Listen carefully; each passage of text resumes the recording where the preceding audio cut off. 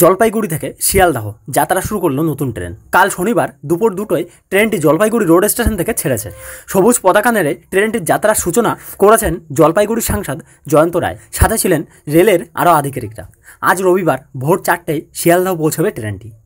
জলপাইগুড়ি থেকে এই প্রথম কলকাতায় যাওয়ার কোনো ট্রেন চালু হলো, ফলে অনেক খুশি জেলাবাসীরা। 21 কোচের এই ট্রেনে 16টি AC3 টিয়ার কোচ রয়েছে, স্লিপার কোচ রয়েছে 2টি। আগামী 20 জুন থেকে সাপ্তাহিক এই ট্রেনটি পুরোদমে চলবে। প্রতি শুক্রবার রাত 11টা 40 মিনিটে ট্রেনটি শিয়ালদহ থেকে ছাড়বে, জলপাইগুড়ি রোড স্টেশনে পৌঁছবে পরদিন বেলা 12টায়। অন্যদিকে প্রতি শনিবার রাত 8:30টায় জলপাইগুড়ি রোড স্টেশন থেকে ওই ট্রেন ছাড়বে। পরদিন অর্থাৎ রবিবার সকাল 8টা 10 মিনিটে 584 কিমি পথ পেরিয়ে শিয়ালদহ পৌঁছবে ট্রেনটি।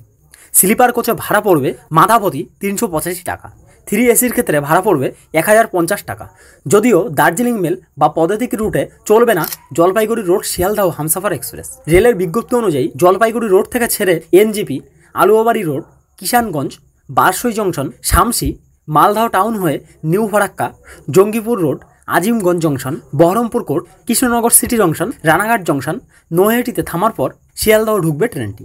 শিয়ালদহ থেকে একই পথে পৌঁছাবে জলপাইগুড়ি রোড স্টেশনে। তো বন্ধুরা, রেলের এমনই টাটকা আপডেটগুলি পেতে চ্যানেলটি সাবস্ক্রাইব করে পাশে থাকুন। আর ভিডিওটি এখনও লাইক না করে থাকলে প্লিজ একটি লাইক করে দিন।